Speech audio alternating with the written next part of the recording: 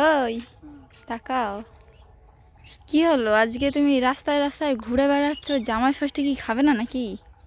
ভগবান কপালে লিখেনি এবছর জামাই ষষ্ঠী।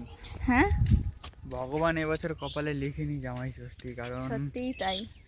আমার সোনাটার শরীর খারাপ, তোমরা সবাই জানো। আর অপারেশনটা হবে হবে করে এখনও হচ্ছে না ঠিকঠাকভাবে, একটা না একটা বাধা চলে আসছে। তো কি বলবো, আর কিছু বলার নেই।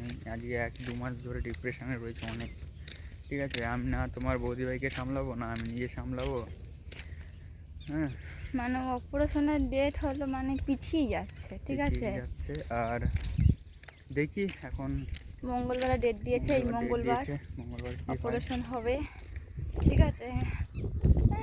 আর আমাকে না দেখে, আমি সবসময় সেজে গুজে থাকি, তো সবাই বলে কি যে তোকে দেখে মনেই হয় না এত শরীর খারাপ, ঠিক আছে। আমাকে দেখে বলে সবাই যে তোকে দেখে মনেই হয় না তোর শরীর খারাপ। আচ্ছা তোমরাই বলো যে আমার যে শরীর খারাপ হয়েছে সেটাকে আমি সবাইকে দেখাবো যে দেখো আমার শরীর খারাপ হয়েছে, আমার শরীর খারাপ হয়েছে? কি বলো, তুমি কি বলছো? তোমাদের হ্যাঁ, দিদিভাইয়ের মুখটা দেখলে বুঝতে পারো তোমাদের এই সাইডে আসো, এই সাইডে আসো। শরীর খারাপ না কি হয়েছে, মুখটা দেখলে বুঝতে পারবে। কারণ ও আগে থেকে অনেকটাই রোগ হয়ে গেছে আর শরীর অনেকটাই ভেঙে গেছে। তো চলো দেখা যাক, তোমরা একটু আশীর্বাদ করো, তোমরা একটু ভগবানকে ডেকো, জানি আমার বউ তাড়াতাড়ি সুস্থ হয়ে যায়, আবার জানি নিজেদের জীবনে তাড়াতাড়ি ফিরে যেতে পারি, সবাই জানি আবার আনন্দ ফুর্তিতে থাকতে পারি।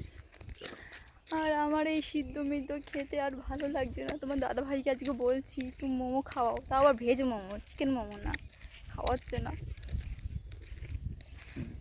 ভাত খাও। বলছে পাক খাও। সরন্তি আর কে কে জামাই ষষ্ঠী খেতে গেলে অবশ্যই কিন্তু কমেন্টে জানিও, ঠিক আছে।